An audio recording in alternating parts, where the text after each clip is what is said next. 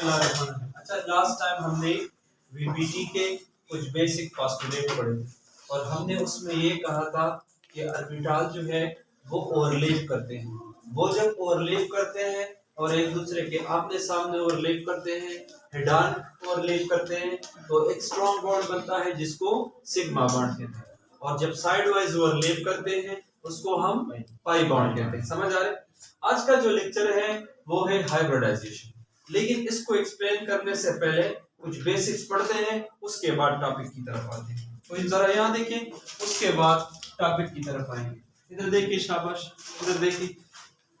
आप ये सपोज कर ले कि आपके घर में मेहमान आते हैं, समझ आ रहे? और आपके घर में सपोज 4 कमरे हैं। क्या है? 4 कमरे हैं, 1 2 3 एंड 4। समझ आ रहे? और आपके घर में 4 मेहमान आते हैं, सही है? ये मेहमान जब आपके घर में आएंगे तो चूंकि 4 मेहमान है, आपने एक एक मेहमान को एक एक कमरे में ठहराना है। समझ आ रहे? लेकिन ये जो 4 कमरे हैं वो फैसिलिटीज के लिहाज से एक जैसी नहीं है।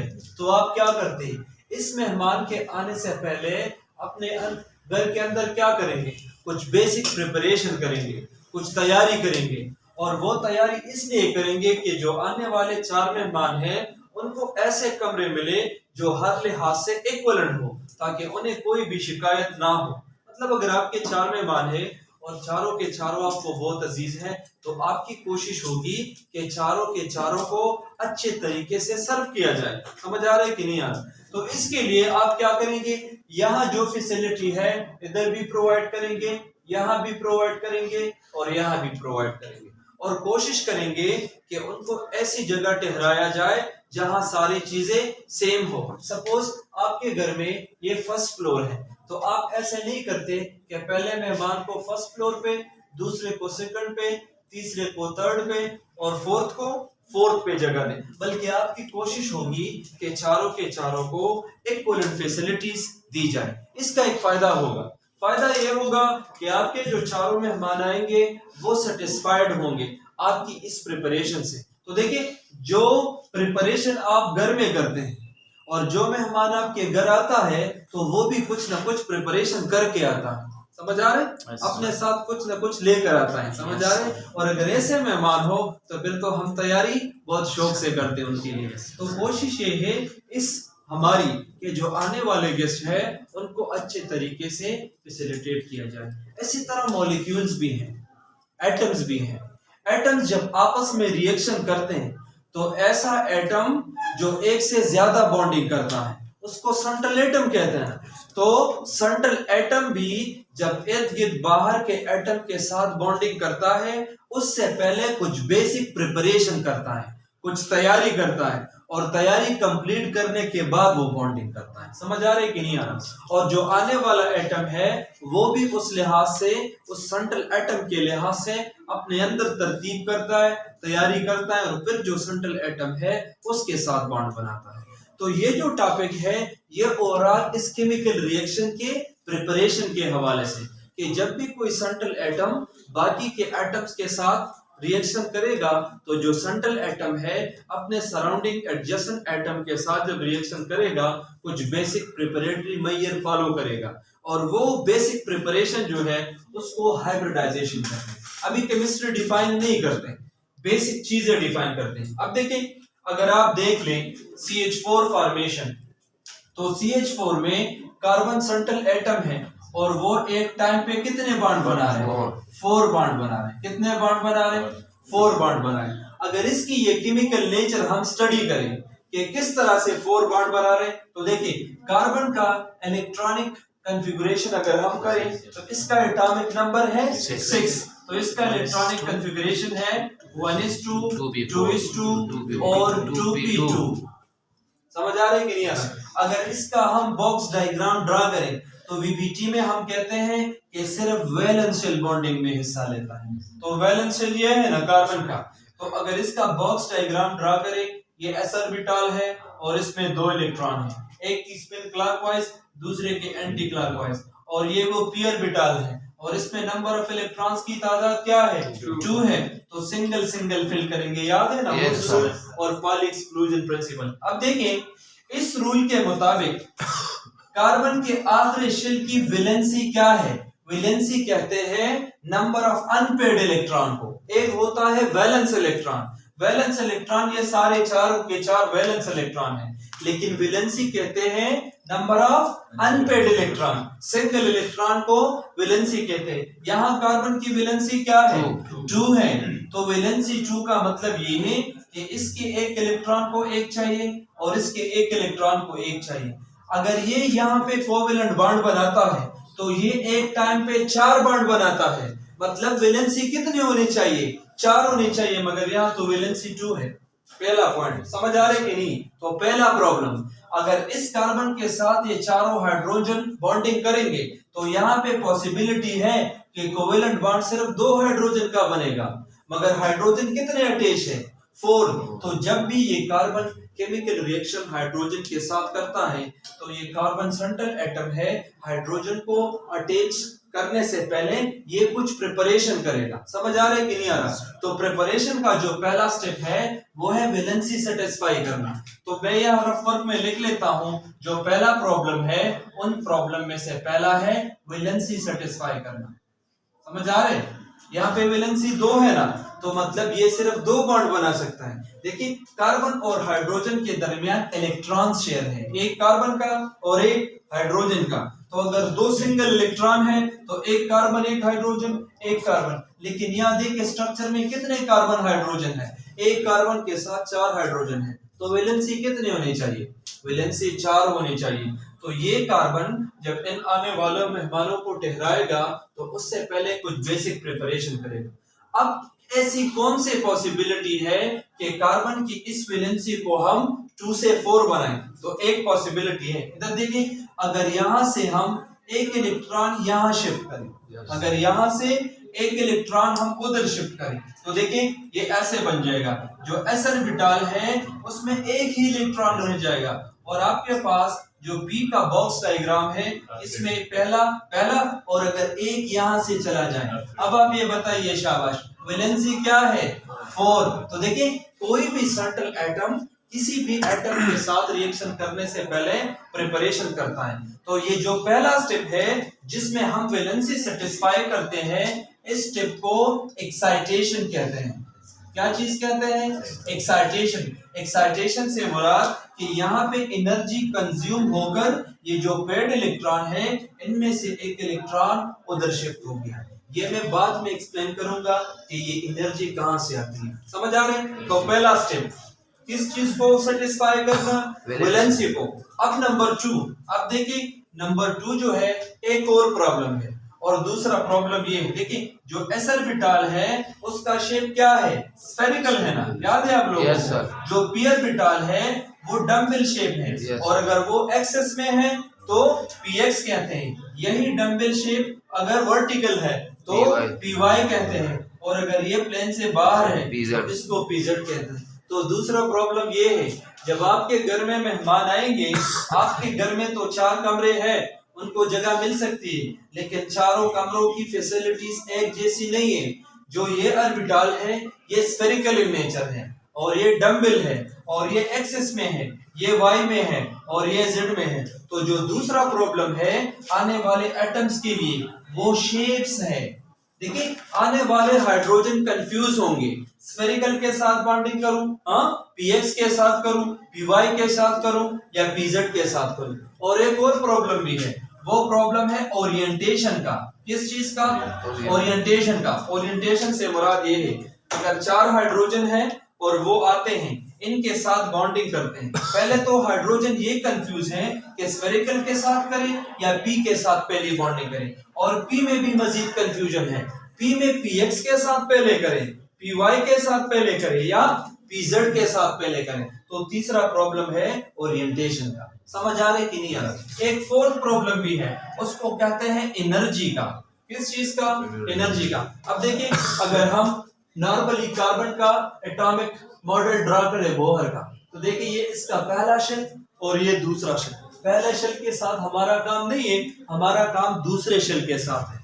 दूसरे शेल में 2 सब शेल है, एक है 2s2, यानी अब इसकी चूंकि कॉन्फ़िगरेशन को छोड़ दें, एक है 2s और एक है 2p, समझ आ रहा है कि नहीं आ रहा? दोनों सेम शेल में है, मगर ये p थोड़ा सा इसके मुकाबले में थोड़ा सा ऊपर है। तो देखिए जो न्यूक्लियस के ज्यादा नजदीक है उस पे न्यूक्लियर अट्रैक्टिव फोर्स ज्यादा होगा। जब न्यूक्लियर अट्रैक्टिव फोर्स ज्यादा होगा उसकी एनर्जी कम होगी ना, आपका प्रिंसिपल तो याद है ना। और जो न्यूक्लियस से थोड़ा सा दूर होगा तो उसकी एनर्जी थोड़ी सी ज्यादा होगी, क्योंकि उस पे ऊपर न्यूक्लियर पावर थोड़ा सा कम है। इधर देखिए इसका ये मतलब है कि ये कार्बन का न्यूक्लियस है। ये बात ठीक है कि दोनों सेम शेल में है, लेकिन ये 2s थोड़ा सा नजदीक मिलता है और 2p जो है थोड़ा सा ऊपर। तो नेक्स्ट जो प्रॉब्लम है वो एनर्जी का है। तो आप मुझे खुद बताइए, अगर इस कार्बन के साथ 4 हाइड्रोजन केमिकल रिएक्शन करेगा तो वो तब करेगा, ऐसे कंडीशन पे करेगा कि ये सेंट्रल एटम अपने ये सारे प्रॉब्लम क्या करे, इनको सॉल्व करे। तो ऐसा प्रोसेस अब डिफाइन करते हैं, ऐसा प्रोसेस जिसमें atomic orbital of different shape, different orientation, different energy, ये जब आपस में मिक्स हो जाते हैं और ऐसे नए हर ऑर्बिटल बनते हैं जो हर लिहाज से इक्विवेलेंट हो, हर लिहाज से क्या हो, सेम हो, शेप के लिहाज से भी सेम हो, वैलेंसी के लिहाज से भी सेम हो, इसी तरह ओरिएंटेशन के लिहाज से भी सेम हो और इसी तरह एनर्जी के लिहाज से भी सेम हो। तो इस प्रोसेस को हाइब्रिडाइजेशन कहते हैं। समझ आ रहा है कि नहीं आ रहा? ऐसा प्रोसेस जिसमें atomic orbital of different shape, energies, orientation, ये जब आपस में मिक्स होते हैं और इनके बाद जो नए ऑर्बिटल बनते हैं उसको इक्विवेलेंट ऑर्बिटल कहा जाता है।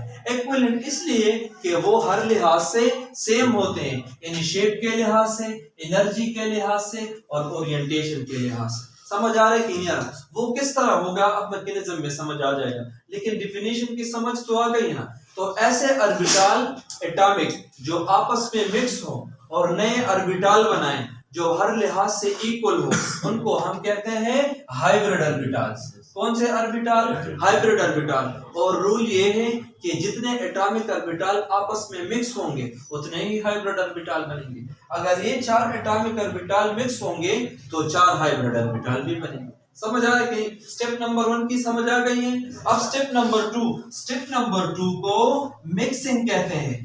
मिक्सिंग से मुराद ये है चूंकि सबका शेप डिफरेंट है ना, और ये हमने आपस में मिक्स करके कुछ ऐसे ऑर्बिटल बनाने हैं जिनके शेप हर लिहाज से सेम हो, जिनकी ओरिएंटेशन भी हर लिहाज से सेम हो और जिनकी एनर्जी भी सेम। अब देखिए, अगर आपको याद होगा हमने स्फेरिकल ऑर्बिटल पढ़ा था कि वो फुटबॉल की तरह गोल है, याद है ना। और पी ऑर्बिटल के जो 2 डंबल हैं वो भी गोल है ना। तो देखिए मैंने आपको ये बताया था ऑर्बिटल तब ही आपस में ओवरलैप करते हैं, मिक्स करते हैं जब उनकी कुछ ना कुछ सिमेट्री क्या हो, सेम हो। पहले तो जब परफेक्ट सिमेट्री हो तो ऐसे ओवरलैप में, याद है ना। और अगर परफेक्ट ना हो और कुछ ना कुछ अमाउंट उसकी सिमेट्री सेम हो तो ये आपस में मिक्स हो सकते हैं ना। अब देखिए वो मॉडल में हमने एस ऑर्बिटल ऐसे बनाया था कि एक बाल इधर और एक इधर, समझ आ रहे, और एस ऑर्बिटल भी ऐसा है। तो ये सारे आपस में मिक्स हो सकते हैं क्योंकि कुछ ना कुछ सिमेट्री इनकी सिमिलर है। तो देखिए ये 4 एटॉमिक ऑर्बिटल है, ये चारों आपस में मिक्स हो जाएंगे। क्या हो जाएंगे? मिक्स हो जाएंगे। जब 4 एटॉमिक ऑर्बिटल आपस में मिक्स होंगे तो जो नए ऑर्बिटल बनेंगे वो 4 हाइब्रिड ऑर्बिटल। तो देखिए एक एस ऑर्बिटल, एक px, एक py और एक pz, ये जब आपस में मिक्स होंगे ना तो कुछ नए ऑर्बिटल बनेंगे। उस नए ऑर्बिटल को हम हाइब्रिड ऑर्बिटल कहेंगे। अब देखिए एटॉमिक ऑर्बिटल की तादाद क्या है जो मिक्स होते हैं? 1s है और 3p है। तो जो हाइब्रिड ऑर्बिटल बनेंगे वो भी कितने बनेंगे?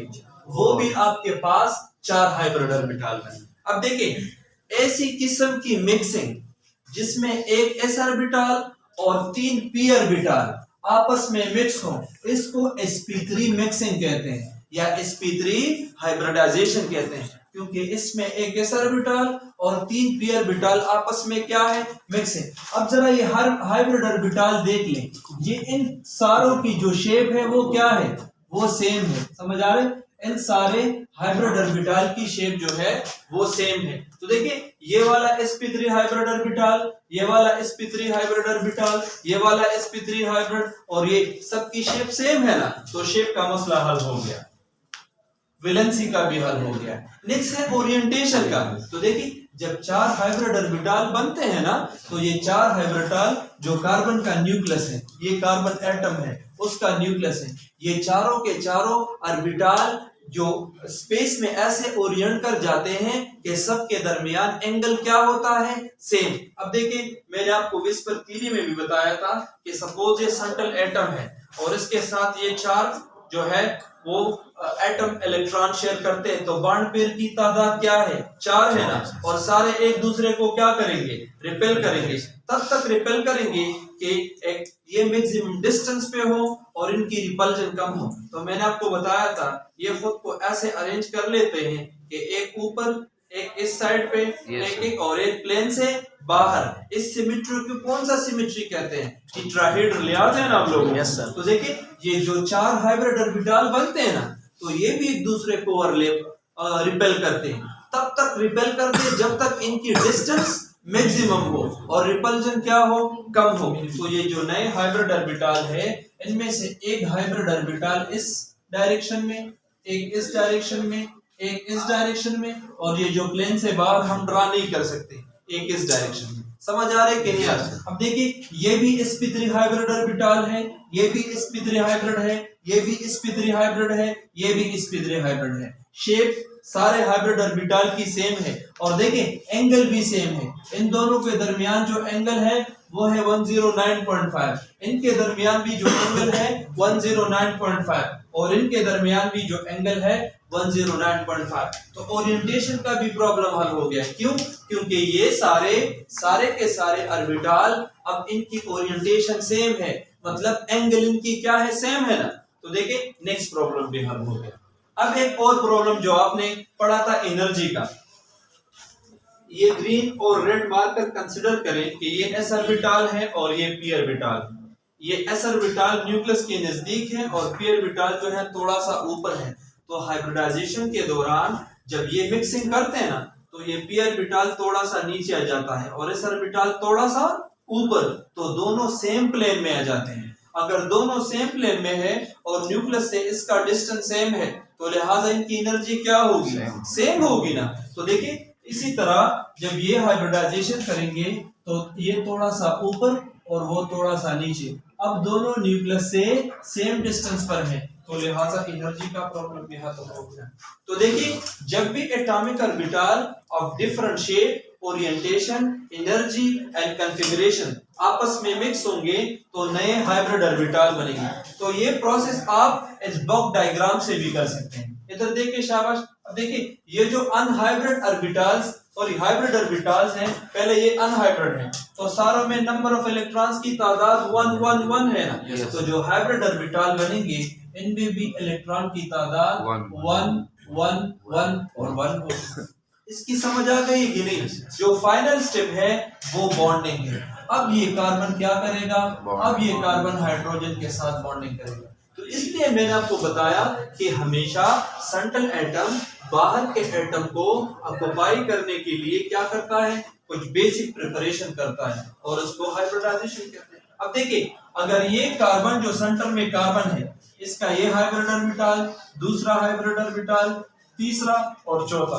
अब देखिए सबके पास एक एक इलेक्ट्रॉन है, तो ये सारे के सारे सिग्मा बॉन्ड्स बना सकते हैं क्योंकि सारे सिंगल सिंगल है। अब देखिए अगर पहला हाइड्रोजन आता है तो हाइड्रोजन का स्फेरिकल ऑर्बिटल होता है और उसमें भी एक ही इलेक्ट्रॉन होता है, तो वो इसके साथ बॉन्डिंग करेगा। अब ऐसे एक हाइड्रोजन एक के साथ, दूसरा हाइड्रोजन दूसरे के साथ, तीसरा तीसरे के साथ और चौथा चौथे के साथ। अब देखिए दूसरा जो हाइब्रिड ऑर्बिटल है दूसरे हाइड्रोजन के साथ ओवरलैप करेगा, तीसरा तीसरे के साथ और चौथा चौथे के साथ। और मैंने ये भी बताया था कि जहां भी ऑर्बिटल एक दूसरे के आमने सामने बॉन्ड बनाएंगे, ऐसे बॉन्ड को सिग्मा बॉन्ड कहते हैं। तो ये भी सिग्मा बॉन्ड, ये भी सिग्मा बॉन्ड, ये भी सिग्मा बॉन्ड और ये भी सिग्मा बॉन्ड। और एक और पॉइंट भी नोट कर ले, जहां भी हाइब्रिड ऑर्बिटल होगा वहां सिग्मा बॉन्ड बनेगा। तो देखिए हाइब्रिड ऑर्बिटल की तादाद कितनी है 4, तो सिग्मा बॉन्ड्स की तादाद क्या होगी 4। इसको फिर हम ऐसे रिप्रेजेंट करते हैं कि ये कार्बन है, ये पहला वाला हाइड्रोजन, ये दूसरा वाला हाइड्रोजन, ये तीसरा वाला हाइड्रोजन और ये चौथा वाला हाइड्रोजन। टेट्राहेड्रल सिमेट्री है और एंगल जो है वो सब में सेम है। इधर देखिए इन सारों के दरमियान जो एंगल है वो 109 है और इस मॉलिक्यूल की जो शेप है उसको टेट्राहेड्रल कहते हैं। इसकी समझ आई है कि नहीं है? तो देखिए हर एटम जो है प्रिपरेशन करेगा और उसके बाद बॉन्डिंग बनेगा। जी درس يوم انت مع اخوي اللي دي النور कौन सा वाला ये वाला ده ديفر ये वाले يس तो ये बोर्ड पे ड्रा नहीं कर सकते ना 3D में ऐसा है ना ऐसे तो ये सारे स्पेस में है ऐसे समझ आ रहा है? ये स्पेस में ऐसे है ना सारे के सारे क्योंकि ये रिपेल करते हैं एक दूसरे को तब तक रिपेल करते हैं जब तक एंगल ज्यादा हो और रिपल्शन कम हो। इसकी समझ आ गई है? तो ये है हाइब्रिडाइजेशन का बेसिक आइडिया। अब मजीद कॉम्प्लेक्स चीजों की तरफ जाएंगे और स्टेप बाय स्टेप जाएंगे। अब इधर देखिए जो भी कंपाउंड आपको मिले और उसमें सिंगल बॉन्ड मिले तो ये सिग्मा बॉन्ड है। समझ आ रहे? ये कौन से बॉन्ड है? सिग्मा बॉन्ड है। मतलब ये सारे के सारे हाइब्रिडाइज्ड ऑर्बिटल्स ने बनाए।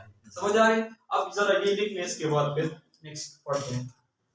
2-3 पॉइंट इसके बारे में पढ़ते हैं ताकि आपको समझ आ जाए। इधर देखिए शाबाश, sp3 हाइब्रिडाइजेशन के कुछ फैक्ट्स हैं। कुछ क्या है? कुछ फैक्ट्स है sp3 हाइब्रिडाइजेशन। अब देखिए इसमें टोटल हाइब्रिड ऑर्बिटल की तादाद क्या है? 4 है, 1 s और 3 p। अगर आपसे कोई ये पूछे कि इसमें s का कैरेक्टर कितना है यानी s का परसेंटेज कितना है तो देखिए s एक ऑर्बिटल है और टोटल ऑर्बिटल की तादाद क्या है? 4 है ना। इस ये जब आप डिवाइड करेंगे 0.25 और 100 से मल्टीप्लाई करें तो 25%। समझ आए? p के कैरेक्टर कितना है तो देखिए p जो है अगर आप देखें तो ये है 3/4।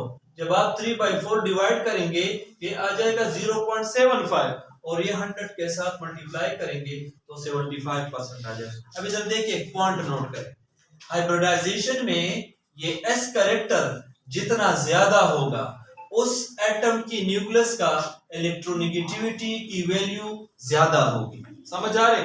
और जहां पे s कैरेक्टर कम होगा तो इलेक्ट्रोनेगेटिविटी कम होगी और इसका एक टेक्निकल रीजन है, बाद में बताऊंगा।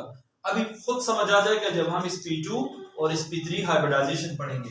और जितनी इलेक्ट्रोनेगेटिविटी ज्यादा होगी उतने ही आपके पास एसिडिटी ज्यादा होगी। क्या ज्यादा होगी? एसिडिटी। और जितना एस कैरेक्टर कम होगा तो एसिडिटी कम होगी, जो अभी आपको खुद समझ आ जाएगा।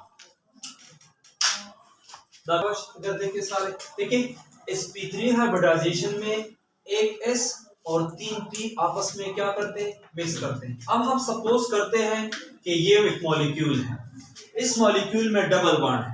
तो लास्ट टाइम जिन्होंने लेक्चर मिस किया है उनको पता नहीं होगा, मैंने कहा था जब डबल बॉन्ड या ट्रिपल बॉन्ड आ जाए तो पहला वाला बॉन्ड हमेशा सिग्मा होता है और उसके बाद बनने वाले बॉन्ड्स को मल्टीपल बॉन्ड्स या पाई बॉन्ड्स कहते हैं। तो देखिए इस मॉलिक्यूल में पाई बॉन्ड है और ये मॉलिक्यूल बन गया है, तो लिहाजा हम इसको स्टडी करते हैं कि ये मॉलिक्यूल की जो बॉन्डिंग कार्बन ने की है पहले वाली की तरह क्यों नहीं है। समझ आ रहे? ये उससे डिफरेंट क्यों है। तो कभी कभार इस पे क्वेश्चन ऐसे भी आ सकता है कि फॉर्मेशन ऑफ ईथीन को एक्सप्लेन करें या sp2 हाइब्रिडाइजेशन को एक्सप्लेन करें। तो यहाँ देखिए शाबाश, अगेन अगर हम ऐसे करें कि कार्बन की इलेक्ट्रॉनिक कॉन्फ़िगरेशन करें तो अगेन 1s2 जी 2s2 और 2p2। तो चूंकि इसके साथ हमारा काम नहीं है, पीबीटी में हमारा काम इसके साथ है। इसका अगर आप बॉक्स डायग्राम स्टडी करें, इसमें 2 इलेक्ट्रॉन और पी में 2 इलेक्ट्रॉन। तो स्टेप नंबर 1 क्या होगा? एक्साइटेशन। तो देखिए अब आपको याद है तो स्टेप नंबर 1 में एक्साइटेशन होगी क्योंकि कार्बन एक टाइम पे 4 बॉन्ड बनाता है। देखिए ये कार्बन है ना, एक टाइम पे 2 बॉन्ड ये एक हाइड्रोजन के साथ और दूसरा भी हाइड्रोजन के साथ, तो एक टाइम पे 4 बॉन्ड्स बनाता है। तो देखिए एक्साइटेशन में क्या होगा, ये जो आपके पास s ऑर्बिटल है और ये 3p ऑर्बिटल है, तो यहाँ से 2 इलेक्ट्रॉन में से एक इलेक्ट्रॉन क्या होगा, वो खाली ऑर्बिटल में शिफ्ट हो जाएगा। अगर ये यहाँ शिफ्ट हो जाएगा क्योंकि यहाँ पे इसकी वैलेंसी जो है वो 2 है और इधर जो इसकी वैलेंसी होगी वो 2 से 4 में कन्वर्ट हो जाएगी। तो इसका जो प्रॉब्लम है वैलेंसी का वो सेटिस्फाई हो जाएगा, क्योंकि यहाँ पे जो वैलेंसी है वो हमारे पास 4 है। अब नेक्स्ट प्रॉब्लम क्या है, तो नेक्स्ट प्रॉब्लम है शेप्स का, तो वहां पे होगी मिक्सिंग शेप्स का, ओरिएंटेशन का, एनर्जी का, समझ आ रहे। तो जो एस ऑर्बिटल है उसकी शेप स्फेरिकल है, और आप सपोज पहला px ले लें, फिर py ले लें और फिर pz ले लें। अब देखिए ये मॉलिक्यूल जब बनता है तो मैंने कहा था कि हमेशा सिंगल बॉन्ड हाइब्रिड ऑर्बिटल बनाता है, और ये जो पाई बॉन्ड है ना ये कौन बनाता है, अनहाइब्रिड ऑर्बिटल। अब इस मॉलिक्यूल में पाई बॉन्ड्स की तादाद क्या है, 1, मतलब एक ऐसा ऑर्बिटल होगा जो अनहाइब्रिड होगा, उसने हाइब्रिडाइजेशन में पार्टिसिपेट नहीं किया होगा। तो अगर 4 एटॉमिक ऑर्बिटल हैं, 4 एटॉमिक ऑर्बिटल हैं और उन 4 ऑर्बिटल की मिक्सिंग है, तो एक ऑर्बिटल को आपने मिक्स नहीं करना, बाकी 3 ऑर्बिटल को आपने मिक्स करना है। क्यों? क्योंकि अगर आप इस अल्कीन मॉलिक्यूल का इस कार्बन का स्ट्रक्चर देख लें तो ये एक हाइड्रोजन के साथ सिग्मा बॉन्ड, दूसरे के साथ सिग्मा बॉन्ड और तीसरे कार्बन के साथ सिग्मा बॉन्ड, तो मतलब इसके 3 ऑर्बिटल ने मिक्सिंग में हिस्सा लिया है, और ये जो पाई बॉन्ड बना है ये अनहाइब्रिडाइज्ड ऑर्बिटल से बना है। अब समझ आ रहे हैं ना। तो देखिए इस केस में एक s ऑर्बिटल, एक s ऑर्बिटल और 2 p ऑर्बिटल आपस में मिक्स होंगे, और एक जो ऑर्बिटल होगा दैट वुड बी अनहाइब्रिडाइज्ड। समझ आ रहे हैं कि नहीं आ रहा, समझ आ रहे हैं। अब देखिए 3 एटॉमिक ऑर्बिटल आपस में मिक्स होते हैं तो हाइब्रिड ऑर्बिटल कितने बनेंगे, 3, तो कितने सिग्मा बॉन्ड्स बनेंगे, 3, और जो अनहाइब्रिडाइज्ड ऑर्बिटल है ये बाद में जाके आपको समझ आ जाएगा वो पाई बॉन्डिंग में हिस्सा लेगा। समझ आ रहे कि नहीं आ रहा। अब एक और पॉइंट सीख लें, प्रोबेबिलिटी क्या है, s के साथ px py भी मिल सकते हैं, s के साथ py pz भी मिल सकते हैं, s के साथ px pz भी मिल सकते हैं। प्रोबेबिलिटी तीनों के लिए सेम है, आप इन तीनों में से कोई भी ले ले तो आपके पास उनकी सिमेट्रीज बन जाएगी। अब देखिए 3 एटॉमिक ऑर्बिटल आपस में मिक्स होते हैं तो हाइब्रिड ऑर्बिटल की तादाद 3 होगी ना। तो देखिए मैं अगेन ऐसे लिख लेता हूं कि 3 हाइब्रिड ऑर्बिटल बनेंगे, एक हाइब्रिड ऑर्बिटल, दूसरा हाइब्रिड ऑर्बिटल और ये तीसरा हाइब्रिड ऑर्बिटल, और जो चौथा है उसको मैंने से बारीक लिखा है जिसको मैं शेड भी करता हूं, ये वो ऑर्बिटल है जो कौन सा है, जो अनहाइब्रिडाइज है। समझ आ रहा है कि नहीं आ रहा। तो जो अनहाइब्रिडाइज है वो अभी किस में हिस्सा लेगा, पाई बॉन्ड में। अब देखिए विस्पर तीरे के मुताबिक सेंट्रल एटम है और उसके पास 3 जो ऑर्बिटल हैं 3 वो हाइब्रिड है, तो ये एक दूसरे को रिपेल करेंगे ना। तो अगर AB3 सिस्टम याद है ना, वो क्या करेगा, मजीद एक दूसरे को रिपेल करेगा, तब तक रिपेल करेगा जब वो मैक्सिमम डिस्टेंस पे चला जाए। तो मैक्सिमम एंगल कौन सा होगा, क्या कि ये एक दूसरे को रिपेल ना करे, 120 नहीं टेट्राहेड्रल तो sp3 के लिए। अब देखिए ये ऐसे पहले नजदीक है, एक दूसरे को रिपेल करते जाएंगे ऐसे एंगल पे आएंगे कि सारों के अंदर एंगल भी सेम हो और तब इनकी रिपल्जन ना हो। तो देखिए ये जो हाइब्रिड ऑर्बिटल है इसको फिर हम ऐसे लिखते हैं कि ये जो कार्बन का न्यूक्लियस है ये एक हाइब्रिड ऑर्बिटल, ये दूसरा हाइब्रिड ऑर्बिटल और ये तीसरा हाइब्रिड ऑर्बिटल। अब देखिए इनकी एनर्जी भी सेम है और ओरिएंटेशन भी सेम इसलिए है क्योंकि सारों के अंदर जो एंगल है वो कितना है, 120। यहाँ पे कितना है, 120, और यहाँ पे भी कितना होगा, 120। लेकिन एक एटॉमिक ऑर्बिटल तो अब भी है जो कौन सा है, जो अनहाइब्रिड है। तो देखिए जब sp2 हाइब्रिडाइजेशन होती है 3 जो हाइब्रिड ऑर्बिटल है एक प्लेन में आ जाते हैं और जो अनहाइब्रिडाइज्ड ऑर्बिटल है वो एग्जैक्टली इसके परपेंडिकुलर होता है। समझ आ रहे, प्लेन से बाहर होता है। एक वो विस्पर थ्योरी में आपने कुछ मॉडल्स में मैंने आपको सिखाया था। तो देखिए ये जो अनहाइब्रिडाइज हैं ये 3 ऐसे एक प्लेन में रहते हैं और जो अनहाइब्रिडाइज है वो एग्जैक्टली इसके परपेंडिकुलर होता है। लेकिन बोर्ड पे तो परपेंडिकुलर ड्रा नहीं कर सकते, तो हम फॉर सिंपलिसिटी इसको ऐसे इसके ऊपर ड्रा करेंगे और शेड करेंगे कि ये वो अनहाइब्रिड ऑर्बिटल।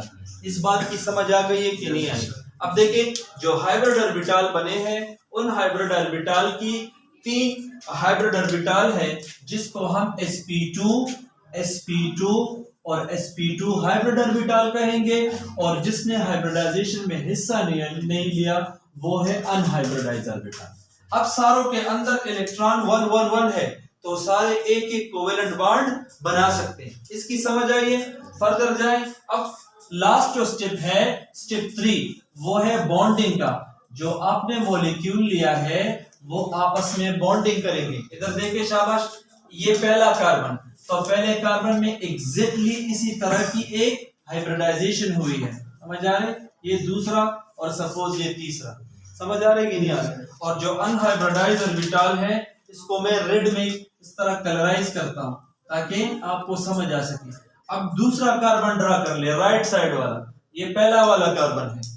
अब राइट साइड वाला कार्बन ड्रा करें। इधर देखिए, ये कार्बन का न्यूक्लियस है, ये एक हाइब्रिड ऑर्बिटल, ये दूसरा हाइब्रिड ऑर्बिटल और ये वाला तीसरा हाइब्रिड ऑर्बिटल, समझ आ रहे?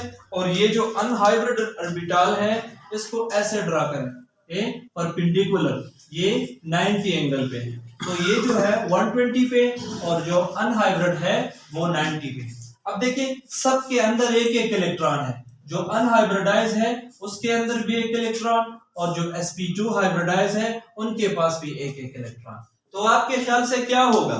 शाबाश, प्रेडिक्ट करें क्या होगा। अब देखिए, इनकी जो बॉन्डिंग होगी, तो जहां भी हाइब्रिड ऑर्बिटल मिलेगा, इससे पहले मैंने आपको बताया कि हाइब्रिड ऑर्बिटल हमेशा कौन सी बॉन्डिंग करेगा? सिग्मा बॉन्डिंग करें। तो जरा यहां देखिए, अभी राइटिंग ना करें कोई भी। इधर देखिए, यही मॉलिक्यूल मैं जरा ऊपर दोबारा ड्रा करके आपको बताता हूं। ये कार्बन का न्यूक्लियस है। देखिए, पहला एक कार्बन का हाइब्रिड ऑर्बिटल दूसरे हाइब्रिड ऑर्बिटल के साथ ओवरलैप होगा। एक इलेक्ट्रॉन इसमें है और एक इसमें है, तो हुंड्स रूल और पॉली एक्सक्लूजन प्रिंसिपल को फॉलो किया जाएगा। तो इनके दरमियान कौन सा बॉन्ड बनेगा? Sigma bond. हाइब्रिड ऑर्बिटल हमेशा आमने सामने ओवरलैप करता है, तो लिहाजा जो बॉन्ड बनेगा सिग्मा बॉन्ड बनेगा। अब देखिए, इसका ये जो दूसरा हाइब्रिड ऑर्बिटल है वो यहाँ पे है ना, और ये तीसरा हाइब्रिड ऑर्बिटल है। तो देखिए, अब आप ये बताइए कि सबसे पहले एक कार्बन को सेटिस्फाई करें, इसके साथ कितने हाइड्रोजन अटैच हैं? 2 हाइड्रोजन। तो देखिए, एक हाइड्रोजन इसके साथ इधर बॉन्ड बनाएगा और दूसरा हाइड्रोजन इसके साथ बॉन्ड बनाएगा। इसी तरह एक हाइड्रोजन इसके साथ बॉन्ड बनाएगा और दूसरा हाइड्रोजन इसके साथ बॉन्ड बनाएगा। तो पहला वाला हाइड्रोजन अगर इसके साथ आमने सामने ओवरलैप करता है तो ये दूसरा सिग्मा बॉन्ड बनेगा, और ये आपके पास नेक्स्ट मॉलिक्यूल है तो ये तीसरा सिग्मा बॉन्ड बनेगा। अब इधर देखिए, इसके पास भी तो 2 हाइब्रिड ऑर्बिटल हैं, तो एक हाइड्रोजन के साथ सिग्मा बॉन्डिंग और दूसरा दूसरे के साथ। तो देखिए, पहले है कि कार्बन कार्बन के बीच का बॉन्ड बना, फिर इस कार्बन ने एक हाइड्रोजन के साथ बॉन्ड बनाया और दूसरे ने दूसरे के साथ बनाया। इसी तरह इस कार्बन ने भी एक टाइम पे 2 हाइड्रोजन के साथ बॉन्डिंग की है। अब क्या बाकी रह गया आपके ख्याल से? अनहाइब्रिड ऑर्बिटल, ऐसा ऑर्बिटल जिसने हाइब्रिडाइजेशन में हिस्सा नहीं लिया। और मैंने आपको बताया था कि जो अनहाइब्रिडाइज्ड ऑर्बिटल होता है वो कभी भी आमने सामने ओवरलैप नहीं कर सकता, मगर स्पेस में तो ओवरलैप कर सकता है। यानी ओवरलैप लीनियर मतलब आमने सामने नहीं करता, लेकिन साइड वाइज तो कर सकता है ना, पैरेलल तो कर सकता है। इसकी मिसाल ऐसी है कि ये सपोज आपका पहला कार्बन, पहले कार्बन के साथ सिग्मा बॉन्डिंग, समझ आ रहे?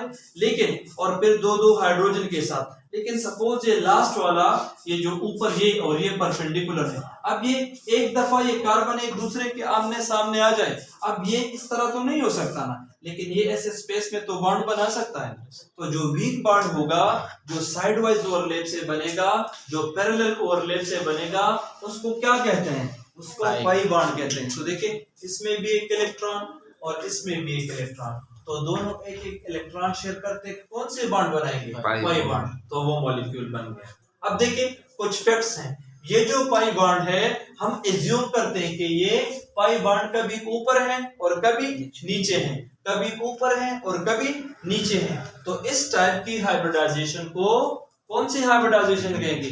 sp2। अब देखिए, यही कार्बन मौजूद है, लेकिन पहले के केस में इसने sp3 हाइब्रिडाइजेशन की है और अब इसने sp2 हाइब्रिडाइजेशन की है। इसकी क्या रीजन है? तो इसका रीजन ये है कि पहले एक ही कार्बन है, पहले एक ही कार्बन है। सपोज करते एक ही कॉलेज है, सारे स्टूडेंट उसी कॉलेज में एडमिशन लेते हैं, समझ आ रहे? लेकिन अगर उसके सामने उसी के स्टैंडर्ड का कॉलेज खोला जाए दोनों के दरमियान क्या होगी, कंपटीशन होगी ना।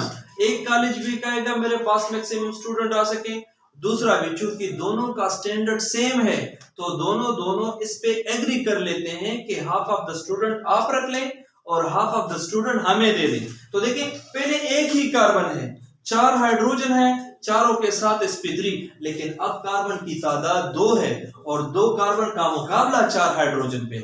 पहले तो एक कार्बन है और एक के साथ 4 हाइड्रोजन बॉन्ड बनाते हैं, अब कार्बन की तादाद 2 है और उन्हीं 4 हाइड्रोजन पे मुकाबला है, तो 2 हाइड्रोजन एक ले लेते हैं और 2 हाइड्रोजन 2, इसलिए sp2 हाइब्रिडाइजेशन करते हैं। आपसे लोग पूछ सकते हैं कि सेम कार्बन है लेकिन डिफरेंट कंडीशंस पे क्यों डिफरेंट हाइब्रिडाइजेशन करती हैं। इसमें कुछ और पैरामीटर्स भी शामिल हैं।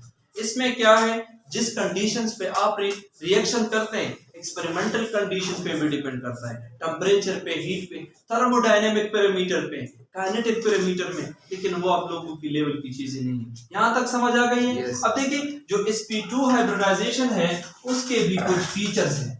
वो फीचर ये है कि जहां भी sp2 हाइब्रिडाइजेशन होगा तो हाइब्रिड ऑर्बिटल के दरमियान एंगल कितनी होगी, 120, और जो अनहाइब्रिड ऑर्बिटल है वो होगा 90। इस मॉलिक्यूल का शेप क्या होगा, वैसे आप क्या सजेस्ट करते हैं, इस मॉलिक्यूल का शेप क्या होगा?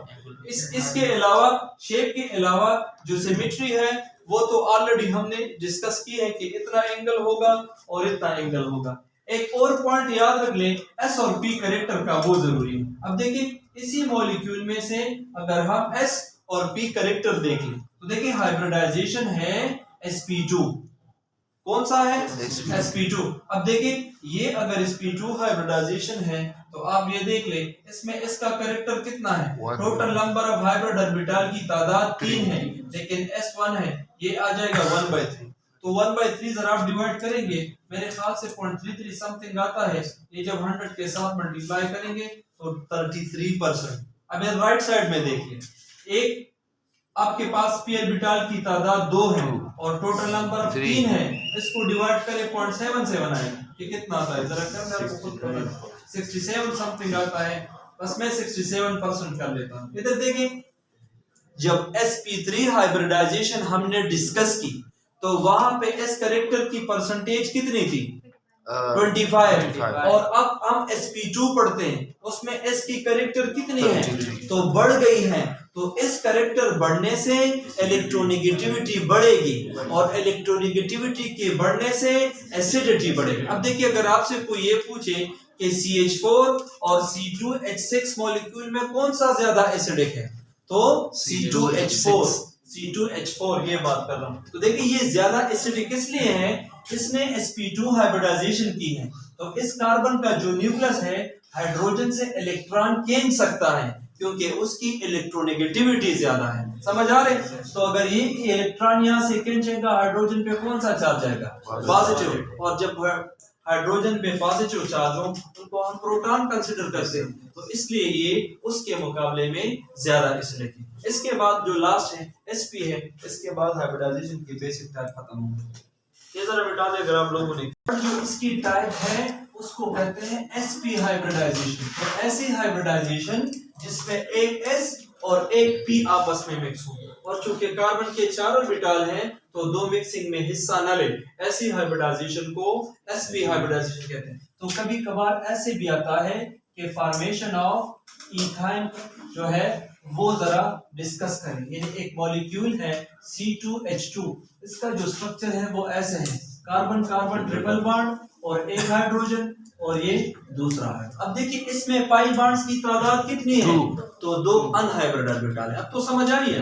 अब देखिए इस केस में जो बेसिक स्टेप है वो सबके सेम है। पहला है कार्बन का इलेक्ट्रॉनिक कॉन्फ़िगरेशन 1:2, 2:2 और ये 2p2, तो ये तो आप हटा दें। वैलेंसी का प्रॉब्लम है, मैं जल्दी से ये कर लेता हूं क्योंकि ये 2 दफा रिपीट है। तो देखिए वैलेंसी का प्रॉब्लम है, यहाँ से एक इलेक्ट्रॉन यहाँ पे शिफ्ट हो जाएगा तो जो वैलेंसी है वो सेटिस्फाई हो जाएगी, एक इलेक्ट्रॉन और एक इलेक्ट्रॉन। जो सेकंड स्टेप है वो है मिक्सिंग का, और ये कौन सी हाइब्रिडाइजेशन है, sp। तो एक में इसमें एक s ऑर्बिटल और एक ही p ऑर्बिटल, वो p कौन सा होगा? तो प्रोबेबिलिटी सबके इक्वल है, सारे ऑर्बिटल डीजेनरेट हैं, तो लिहाजा आप px भी ले सकते हैं, py भी ले सकते हैं और इसके अलावा pz भी ले सकते हैं। मैं सपोज करता हूं कि ये पहले दो आपस में मिक्स करते हैं। अब दो एटॉमिक ऑर्बिटल मिक्स करते हैं तो हाइब्रिड ऑर्बिटल भी कितने बनेंगे? दो, एक ये हाइब्रिड ऑर्बिटल और एक ये हाइब्रिड, इसको भी sp हाइब्रिडाइज ऑर्बिटल और इसको भी। लेकिन मैंने आपको बताया था कि तीसरे स्टेप में अगर हम इसकी बॉन्डिंग करेंगे तो ये जो कार्बन का न्यूक्लियस है ये एक sp ऑर्बिटल ऐसे और एक ऐसे, लीनियर सबसे स्टेबल सिमेट्री है। अगर ये सेंट्रल एटम है और ये दो इसके साथ अटैच हाइब्रिड ऑर्बिटल है तो ये एक दूसरे को ऐसे रिपेल करते जाएंगे तब तक कि ये मैक्सिमम डिस्टेंस पे हो। तो लीनियर है ना, लीनियर। लेकिन दो अब अनहाइब्रिडाइज्ड ऑर्बिटल है, अब उनकी भी तो रिपल्जन होगी। तो देखिए ये दोनों हाइब्रिडाइज्ड ऑर्बिटल होते हैं और अनहाइब्रिड ऑर्बिटल हमेशा 90 एंगल पे होते हैं। तो एक अनहाइब्रिड ऑर्बिटल ऐसे 90 पे आ जाएगा ना और दूसरा भी ऐसे 90 पे। समझ आ गया कि नहीं? तो ये वो हाइब्रिड ऑर्बिटल, ये पहला वाला अनहाइब्रिड और ये दूसरा वाला। तो चूंकि बोर्ड पे हम ड्रा नहीं कर सकते तो सिंपलिसिटी के लिए जरा यहाँ देखे राइटिंग ना करें। ये जो रेड वाला मैं कंसीडर करता हूँ ये एक अनहाइब्रिड ऑर्बिटल, समझ आ रहे? और ग्रीन वाला मैं ऐसे करके रिप्रेजेंट करता हूँ, ये वाला एक ये अनहाइब्रिड ऑर्बिटल। इसकी समझ आई है कि नहीं है? तो ये एक कार्बन का है, द सेम फिनोमेनन जो है वो दूसरे कार्बन का भी है ना, उसमें भी इसी तरह की हाइब्रिडाइजेशन हो चुकी होगी। तो इधर देखें ये कार्बन इसी तरह ये कार्बन का sp और ये sp और अगेन इसका भी जो है ये पहला वाला अनहाइब्रिड ऑर्बिटल और ये दूसरा वाला अनहाइब्रिड ऑर्बिटल। समझ आ रहा है कि नहीं आते? अब देखिए सब में एक एक इलेक्ट्रॉन है, इसमें भी एक इलेक्ट्रॉन, इसमें भी और इन सब में भी एक एक इलेक्ट्रॉन है। तो देखिए पहले हम सिग्मा बॉन्ड्स को सेटिस्फाई करेंगे। क्या करेंगे? सिग्मा बॉन्ड जहां बन सकता है सिग्मा बॉन्ड बनाएंगे और जो अनहाइब्रिडाइज्ड ऑर्बिटल है वो हमेशा कौन सी बॉन्डिंग करते हैं? Pi bonding. अब इधर देखिए पहले क्या होगा, ये जो पहला वाला कार्बन है वो पहले वाले कार्बन के sp हाइब्रिड ऑर्बिटल के साथ सिग्मा बॉन्ड बनाएगा। समझ आ रहा है? और देखिए ये दूसरा हाइब्रिड ऑर्बिटल और ये भी इसका दूसरा हाइब्रिड ऑर्बिटल। तो देखिए हाइड्रोजन की तादाद कितनी है? अब कंपटीशन है ना, तो एक हाइड्रोजन ये ले लेगा उसके साथ सिग्मा बॉन्ड और एक हाइड्रोजन ले लेगा सिग्मा बॉन्ड। समझ आ रहा है कि नहीं? अब जो अनहाइब्रिडाइज्ड ऑर्बिटल है उनके पास भी एक एक इलेक्ट्रॉन है और जहां भी अनहाइब्रिडाइज्ड इलेक्ट्रॉन है वो कौन सी बॉन्डिंग करेंगे? Pi bonding. तो देखिए ये इसके साथ इलेक्ट्रॉनिक डेंसिटी शेयर करेगा, कौन सा बॉन्ड बनेगा? Pi bond. और देखें नीचे वाला ये जो ग्रीन में मैंने रिप्रेजेंट की है ये एक अनहाइब्रिडाइज्ड ऑर्बिटल और ये वाला दूसरा अनहाइब्रिड ऑर्बिटल, ये भी साइड वाइज एक दूसरे के साथ ओवरलैप करेंगे तो कौन सा बॉन्ड बनेगा? Pi bond. अब देखिए इसकी रिप्रेजेंटेशन पहले कार्बन कार्बन के साथ सिग्मा बॉन्ड, फिर हाइड्रोजन के साथ और हाइड्रोजन के साथ और फिर नंबर ऑफ अनहाइब्रिड ऑर्बिटल की तादाद 2 है तो 2 पाई बॉन्ड। अब समझ आ रहा है कि नहीं आ रहा? तो ये मॉलिक्यूल की जो स्ट्रक्चर है हम फिर ऐसे जस्टिफाई करते हैं कि चूंकि यहाँ हाइड्रोजन की तादाद 2 है तो लिहाजा उन हाइड्रोजन उस सराउंडिंग उन कंडीशंस के मुताबिक कार्बन यहाँ पे sp हाइब्रिडाइजेशन कर रहे हैं। तो ऐसे सारे एटम्स करते हैं। जब वो हाइब्रिडाइजेशन करते हैं वो अपने हवाले से कुछ बेसिक प्रिपरेशन करते हैं और उन प्रिपरेशन के मुताबिक उनकी बॉन्डिंग होती है। अब इस बॉन्डिंग के जो फीचर्स हैं तो आपके ख्याल से क्या क्या हो सकती हैं? पहला तो अगर आप देख लें इन मॉलिक्यूल का ओवरऑल स्ट्रक्चर जो है वो लीनियर है तो लिहाजा जो एंगल होगा वो 180 होगा। लेकिन जो अनहाइब्रिड है उनका एंगल कितना होगा? 90 होगा। समझ आ रहे? अब s और p कैरेक्टर की तरफ आते हैं तो देखिए ये sp हाइब्रिडाइजेशन है। समझ आ रहे? तो यहाँ 2 हाइब्रिड ऑर्बिटल है, इसका कैरेक्टर कितना होगा? 1/2 तो 0.5 आएगा, ये मल्टीप्लाई करें 50% और अगेन इसके लिए भी 1/2 तो ये आएगा 0.5 और 100 के साथ मल्टीप्लाई करेंगे तो ये। तो कभी कभार ऐसे क्वेश्चन आता है कि सपोज ये मॉलिक्यूल है और ऑप्शन बी C2H4 मॉलिक्यूल है और ऑप्शन सी CH और CH मॉलिक्यूल है, कौन सा ज्यादा एसिडिक होगा? तो जितना इस करेक्टर ज्यादा होगा, इलेक्ट्रोनेगेटिविटी ज्यादा होगी, ये कार्बन ये प्रोटॉन से इलेक्ट्रॉन खींचेगा, उस पर पॉजिटिव चार्ज आएगा, तो लिहाजा आसानी के साथ वो बाहर जा सकता है। अब देखें ओवरऑल ये 3 आप लोगों के लिए काफी है, लेकिन हाइब्रिडाइजेशन के कुछ और भी टाइप्स हैं जो टेक्निकल है, बताऊंगा। लेकिन सबसे पहले ये है कि अगर आपको टेस्ट में आ जाए कि हाइब्रिडाइजेशन कैलकुलेट करें, तो आपके पास तो इतना टाइम नहीं होता। ये तो है उसका प्रोसीजर एक्सप्लेन करना। शॉर्टकट ट्रिक ये है कि जब आप हाइब्रिडाइजेशन कैलकुलेट करते हैं तो उसके लिए फार्मूला है जिसको हम स्टेरिक फार्मूला कहते हैं। सही है? फार्मूला ये है कि a number of sigma bonds formed by central atom plus lone pair of electrons। अब देखें जब आप हाइब्रिडाइजेशन कैलकुलेट करते हैं तो क्या करें कि सेंट्रल एटम कितने सिग्मा बॉन्ड्स बनाता है वो कैलकुलेट करें, और अगर उसके पास लोन पेयर ऑफ इलेक्ट्रॉन है उसको जमा करें। इधर देखें यही सिंपल CH4 पढ़ते हैं। क्या पढ़ते हैं? CH4। और हम देखना चाहते हैं कि इसकी हाइब्रिडाइजेशन क्या है और ये प्रोसेस रिपीट नहीं करते। तो देखें फार्मूला क्या है कि hybridization is equal to number of sigma bond. तो सारे के सारे कौन से बॉन्ड हैं? सिग्मा है ना, तो बॉन्ड्स की तादाद कितनी है? 4। और कार्बन के पास लोन पेयर कितने हैं? 0। तो जवाब क्या आएगा? 4। तो 4 ऑर्बिटल किस में बनते हैं हाइब्रिड? sp3 में। sp3 में बनते हैं ना, एक s और 3 p, तो 4 हाइब्रिड ऑर्बिटल sp3 में बनते हैं। अब इधर देखिए अगर आपसे कोई ये कहे कि ये अल्कीन मॉलिक्यूल है और जो कार्बन ये बता देना, बाजों का 2 क्वेश्चन किए जाते हैं कि अल्कीन में कौन सा हाइब्रिडाइजेशन है, ये वाला, या कभी कभार आपको उस एटम पे इस तरह स्टेरिक का निशान होगा कि उसकी हाइब्रिडाइजेशन निकाल ले। तो देखिए इस कार्बन की अगर आप हाइब्रिडाइजेशन निकालना चाहते हैं तो इधर देखिए शाबाश, ये कार्बन कितने सिग्मा बॉन्ड बनाते हैं? 2 हाइड्रोजन के साथ और 1 कार्बन के साथ, तो 3। और कार्बन के पास लोन पेयर कितने हैं? 0। तो 3 हाइब्रिड ऑर्बिटल किस में बनते हैं? sp2 में, एक s और 2। समझ आ रहे? इसी तरह कोई भी मॉलिक्यूल हो आप उसकी हाइब्रिडाइजेशन कैलकुलेट कर सकते हैं। एक और फार्मूला है कि hybridization is equal to number of atoms attach. तो ये इससे भी ज्यादा इजी है, बस आप एटम्स अटैच काउंट करते जाए और लोन पेयर निकाल लें, आपको खुद पता चल जाएगा। इधर देखिए सिग्मा पाई भी ना देखें। अगर मैं आपसे कहूं कि अमोनिया मॉलिक्यूल है और इसमें हाइब्रिडाइजेशन निकाल दे, तो जब भी आपसे कहते हैं कि इस कंपाउंड में, तो मतलब सेंट्रल एटम की बात करते हैं। किसकी बात करते हैं? तो सेंट्रल एटम कौन सा है? ऐसा एटम जो एक टाइम पे मैक्सिमम बॉन्ड बने। तो नाइट्रोजन है ना, एक टाइम पे 3 हाइड्रोजन के साथ कनेक्टेड है। तो देखिए इसमें अगर हम हाइब्रिडाइजेशन कैलकुलेट करें तो नंबर ऑफ एटम्स अटैच कितने हैं? 3। और लोन पेयर कितने हैं? 1। एक लोन पेयर भी है। जवाब क्या आएगा? 4। 4 कौन सी हाइब्रिडाइजेशन है? sp3।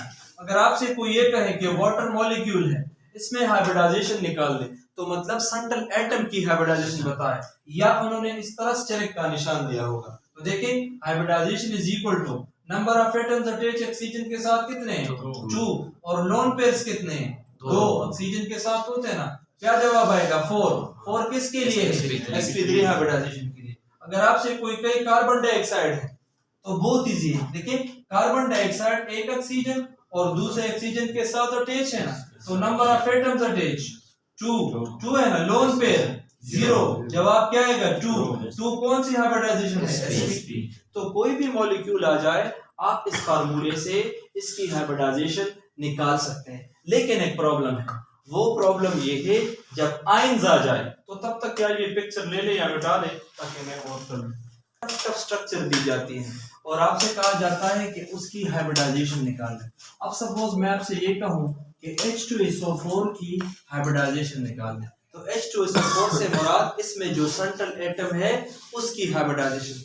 तो इसका अंदाजा आपको उसके स्ट्रक्चर से होगा। देखिए ये सल्फर है, ये सल्फर एक टाइम पे 6 बॉन्ड बना सकता है। तो एक ऑक्सीजन के साथ डबल बॉन्ड, दूसरे के साथ डबल बॉन्ड, तीसरे के साथ सिंगल बॉन्ड और फिर उसके साथ हाइड्रोजन अटैच। इसी तरह चौथे के साथ सिंगल बॉन्ड और हाइड्रोजन अटैच। समझ आ रहा है कि नहीं आ रहा? अब इस सल्फर चूंकि ये एक टाइम पे 6 बॉन्ड बना रहे, तो लिहाजा ये एक सेंट्रल एटम है। तो देखिए हाइब्रिडाइजेशन अगर कैलकुलेट कर लें, सेंट्रल एटम के पास नंबर ऑफ अटैच एटम्स की तादाद क्या है 4 या सिग्मा बॉन्ड्स कितने हैं 4, पाई को कंसिडर ना करें तो 4 और लोन पेयर कितने हैं 0। 4 कौन सी हाइब्रिडाइजेशन है sp3। इसी तरह अगर आपके पास है H3PO4 तो कोशिश करें कि पहले तो स्ट्रक्चर 2-3 कंपाउंड की सीख ले, अगर नहीं आता तो फिर शॉर्टकट क्लास में बताऊंगा। अब देखिए ये फास्फोरस है, ये इसके साथ डबल बॉन्ड और ये एक ऑक्सीजन, दूसरा ऑक्सीजन, तीसरा और इनके साथ ऐसे सिंगल बॉन्ड। तो देखिए सेंट्रल एटम फास्फोरस है ना, तो नंबर ऑफ अटैच एटम्स की तादाद कितनी है डायरेक्टली अटैच हाइड्रोजन की नहीं, इसके साथ 1 2 3 और 4 पाई बॉन्ड कंसीडर नहीं करते 4 और लोन पेयर क्या है 0 क्योंकि ये ग्रुप 5 में है और 5 के 5 इलेक्ट्रॉन इन्वॉल्व किए हैं। तो कौन सा होगा वेल डन शाबाश sp3। एक शॉर्टकट ट्रिक है जो आपकी मुश्किलात को और भी आसान करेगा, वो है जब आयंस आ जाए क्या आ जाए उसकी हाइब्रिडाइजेशन कैसे करें। अगर आपके पास है NH4 पॉजिटिव आयन तो इसका तरीका ये है, ये कौन सा एटम है नाइट्रोजन। नाइट्रोजन के वैलेंस शेल में कितने इलेक्ट्रॉन्स होते हैं 5। वैलेंस शेल की बात कर रहा हूं, याद है कि नहीं यार। नाइट्रोजन का इलेक्ट्रॉनिक कॉन्फ़िगरेशन है 1:2 2:2 और 2p3, ये वैलेंस शेल है ना। और नंबर ऑफ इलेक्ट्रॉन्स की तादाद क्या है 5 है। प्लस हाइड्रोजन के वैलेंस शेल में कितने इलेक्ट्रॉन होते हैं 1 है ना, एक हाइड्रोजन तो 1 लगाए, मगर हाइड्रोजन की तादाद क्या है 4, तो 4 से मल्टीप्लाई करें। समझ आ रहा है कि नहीं। अब देखिए अगर इसके ऊपर प्लस चार्ज है तो इसको आपने इस फार्मूले से माइनस करना है, तो इस पे प्लस है मतलब +1 है तो +1 की जगह लगाएंगे -1। अब देखिए 5 अपनी जगह और 4 1s are 4 -1, 5 + 4 9, 9 - 1 8। तो देखिए अगर ये मैथमेटिकल वैल्यू 2 से लेकर 8 तक है उसको 2 पे डिवाइड करें। अगर मैथमेटिकल वैल्यू 2 से लेकर 8 तक है उसको 2 पे डिवाइड करें। अगर वो वैल्यू 56 या इसके अबव है यानी 8 से अबव है 56 तक, यानी 8 तक अगर है 2 पे डिवाइड करें। सपोज 10 है 12 है और 56 तक है उसको 8 पे डिवाइड करें। समझ आ रहा है कि नहीं आ रहा। और अगर वो 56 से अबव है तो 18 पे डिवाइड करें। तो मैंने कभी भी नहीं देखा कितने टफ एग्जांपल आते हैं, ये दोनों बहुत ज्यादा आते हैं। तो देखिए ए अब इसकी वैल्यू क्या है तो किस पे डिवाइड करें 2 पे डिवाइड करेंगे, कौन सा जवाब 4, तो कौन सी हाइब्रिडाइजेशन sp3। समझ आ रहा है कि नहीं आ रहा। अब देखिए अगर आपके पास एक आयन है PO4 -3, अब इतना कॉम्प्लेक्स ये नहीं है। अब इधर देखें फास्फोरस जो है उसके आखिरी शेल में कितने इलेक्ट्रॉन है 5 इलेक्ट्रॉन होते हैं ना, तो 5 और खुद 1 है। इसी तरह ऑक्सीजन के आखिरी शेल में कितने इलेक्ट्रॉन है 6 इलेक्ट्रॉन है तो 6 और मल्टीप्लाई बाय कितने एटम्स है 4 और यहाँ -3 है ना, तो आप लगाए +3। जब माइनस होगा प्लस लगाएंगे और अगर प्लस होगा माइनस लगाएंगे, तो ये अपनी जगह ये आ जाएगा 24 और ये जगह 3, तो ये आएगा 32। अब वैल्यू 8 से ज्यादा है किस पे डिवाइड करें 8 पे डिवाइड करें, 8 4s are 32। तो शानदार ट्रिक है, बहुत इजी ट्रिक है। तो अब कोई भी कॉम्प्लेक्स आयन हो आप आज घर में जाके जरा ट्राई करें कि SO4 - 2 का हाइब्रिडाइजेशन क्या होगा। इसकी समझ आई है कि नहीं आई। अच्छा अगर और भी ट्रिकी लेवल के क्वेश्चन ये लोग करें तो एक ऐसा क्वेश्चन आपसे कर सकते हैं। इधर देखिए ये सपोज एक अल्काइल मॉलिक्यूल है और अल्काइल मॉलिक्यूल में जो कार्बन का हाइब्रिडाइजेशन है वो कौन सा हाइब्रिडाइजेशन है sp है ना। देखिए अगर हम ये कैलकुलेट करें number of atoms attached to lone pair 0 है तो sp है। लेकिन अगर आपको मैं कंफ्यूज करूं कि हाइड्रोजन का कौन सी हाइब्रिडाइजेशन है, जो मेहमानों के घर आते हैं आप भी प्रिपरेशन करते हैं मगर वो भी तो अपने साथ कुछ ना कुछ लेकर आते हैं, वो भी तो प्रिपरेशन करते हैं, तो ये हाइड्रोजन की हाइब्रिडाइजेशन क्या होगी। ऐसे केसेस में जब आपको ऐसा एटम दिया जाए कि वो सेंट्रल ना हो तो उसकी हाइब्रिडाइजेशन हम उसके एडजेसेंट कार्बन से डिसाइड करते हैं। अब देखिए हाइड्रोजन में कौन सा ऑर्बिटल है s ऑर्बिटल है ना, और वो s ऑर्बिटल किसके साथ बॉन्डेड है sp, तो इसको हम कहते हैं ssp या sps। समझ आ रहे। इसी तरह अगर ये एक मॉलिक्यूल है CH3 और CH3 और आपसे कोई ये कहे कि हाइड्रोजन की कौन सी हाइब्रिडाइजेशन है, तो देखिए इसको जरा खोल ले, ये CH3 समझ आ रहे, और ये कार्बन और ये CH3। कार्बन की तो हाइब्रिडाइजेशन sp3 है, क्यों? क्योंकि ये कार्बन एक टाइम पे 4 बॉन्ड के साथ कनेक्टेड है और लोन पेयर 0 है, तो इस कार्बन की हाइब्रिडाइजेशन sp3 है। लेकिन अगर हाइड्रोजन का पूछे इसका ऑर्बिटल क्या है, s, तो हम कहते हैं ssp3 या sp3s।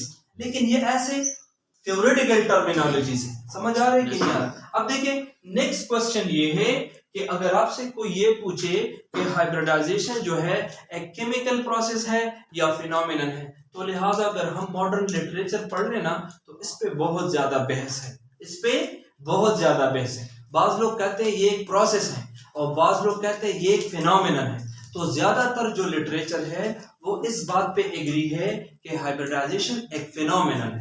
समझ आ रहे क्या है, एक फिनोमेनन। दूसरा जो टेक्निकल पॉइंट है वो ये है कि हाइब्रिडाइजेशन एंडोथर्मिक प्रोसेस है या एक्सोथर्मिक प्रोसेस है। अब आपके ख्याल से क्या हो सकता है, एंडोथर्मिक है या एक्सोथर्मिक? अब देखिए दोनों को मैं एक्सप्लेन करता हूं ताकि ये वैलिड हो सके। इधर देखिए, आपने जब कहा कि इस s ऑर्बिटल से एक इलेक्ट्रॉन p में एक्साइट होगा, इसको एक्साइट करने के लिए क्या चाहिए, एनर्जी चाहिए। ये कार्बन का न्यूक्लियस एनर्जी लेगा, एटम एनर्जी लेगा, तब ये इलेक्ट्रॉन को p में शिफ्ट करेगा। तो ऐसे रिएक्शन जिनमें एनर्जी कंज्यूम हो उनको कौन से रिएक्शंस कहते हैं, एंडोथर्मिक। समझ आ रहे कि नहीं, फर्स्ट पॉइंट। लेकिन जब बॉन्डिंग होती है तो bond formation is in this case exothermic. जब कार्बन बॉन्ड बनाता है ना, अब 2 कार्बन की फॉर एग्जांपल ये कार्बन इस कार्बन के साथ बॉन्ड बनाएगा, तो जब बॉन्ड बनाता है एनर्जी रिलीज करता है। हमने कहा है कि अनस्टेबल स्पीशीज कायनात में खुद को स्टेबलाइज करने के लिए एनर्जी क्या करते हैं, एनर्जी रिलीज करते हैं ना। तो उस केस में अगर हम ये देख लें तो उस केस में ये एक्सोथर्मिक है, क्योंकि ये एनर्जी क्या करता है, रिलीज। तो देखिए हाइब्रिडाइजेशन एंडोथर्मिक भी है और एक्सोथर्मिक भी है, लेकिन ओवरऑल अगर देखें तो एक्सोथर्मिक जो एनर्जी रिलीज होती है उनकी मैग्नीट्यूड ज्यादा है। तो लिहाजा हम इस बात पे एग्री कर सकते हैं कि हाइब्रिडाइजेशन एक्सोथर्मिक प्रोसेस है। समझ आ रहे कि नहीं? वैसे तो बहुत है, लेकिन ज्यादा हम इस बात पे मुत्तफिक हो सकते हैं कि ये एक एक्सोथर्मिक प्रोसेस है। एक और पॉइंट जो स्टार्ट में मैंने आपको बताया था, कार्बन जब ये इलेक्ट्रॉन इधर शिफ्ट करता है ये एनर्जी कहाँ से लेता है। अब देखिए इसके बारे में बहुत ज्यादा वजाहतें हैं मुख्तलिफ बुक्स में, जो मॉडर्न केमिस्ट्री के बुक्स है उसमें से बहुत सारे हैं। एक तो ये है कि जो सराउंडिंग है ये सराउंडिंग से एनर्जी लेता है। बाज लोग कहते हैं कि नहीं, इलेक्ट्रॉन जब पेयर से अनपेयर्ड है यहाँ से एनर्जी आ जाती है। इसका जो टेक्निकल एक पॉइंट है वो ये है, आने वाले एटम के दरमियान 2 इलेक्ट्रिक फील्ड है, इलेक्ट्रिक फील्ड है। एक है नेगेटिव इलेक्ट्रॉन की वजह से और एक है पॉजिटिव प्रोटॉन्स की वजह से। समझ आ रहे? और जो मौजूदा एटम है उनके दरमियान भी ये इलेक्ट्रिक फील्ड है। तो ये आने वाले इलेक्ट्रिक फील्ड जब इसके फील्ड के अंदर आएंगे सो दे इंटरेक्ट टुगेदर, और इन इंटरेक्शन के दौरान ये एनर्जी एक्सचेंज करते हैं और उस एनर्जी को इस एक्साइटेशन के लिए इस्तेमाल किया जाता है। समझ आ रहे? तो हम कह सकते हैं कि बाज बुक्स जो कहते हैं कि सराउंडिंग से एनर्जी लेते हैं, तो सराउंडिंग से मुराद ये हाइड्रोजन है ना, अगर 4 हाइड्रोजन कार्बन के नजदीक आते हैं तो ये एनर्जी एक्सचेंज करते हैं। अगर अल्कीन के केस में 2 कार्बन नजदीक आते हैं और 4 हाइड्रोजन, या अल्काइन के केस में 2 कार्बन, तो ये बातें मुख्तलिफ लेवल पे आप कह सकते हैं। लास्ट जो पॉइंट है वो ये है कि हम जो हाइब्रिड ऑर्बिटल बनाते हैं ये हम ऐसे बनाते हैं। ये हम ऐसे क्यों बनाते हैं, ये क्या है और ये क्या है? तो देखिए जब हाइब्रिडाइजेशन होती है आपने देखा होगा उसमें S कैरेक्टर भी है और P कैरेक्टर भी है। तो हम ये एज्यूम करते हैं कि ये वाला जो है लोग बड़ा है, ये P कैरेक्टर को ज्यादा रिप्रेजेंट करता है और ये वाला S कैरेक्टर को ज्यादा रिप्रेजेंट करता है। लेकिन मॉडर्न केमिस्ट्री में फिर हम कहते हैं कि नहीं, ये न्यूक्लियस को रिप्रेजेंट करता है, ये चूंकि कार्बन के न्यूक्लियस के नजदीक होता है ऐसे। लेकिन ओवरऑल ये चीजें जो है अभी तक क्लेरिफाई नहीं है, मुख्तलिफ कंसेप्ट आपको मुख्तलिफ बुक्स में मिलेंगे। आज के लिए इतना काफी है, इंशाल्लाह नेक्स्ट लेक्चर में ये सारी चीजें डिस्कस करेंगे।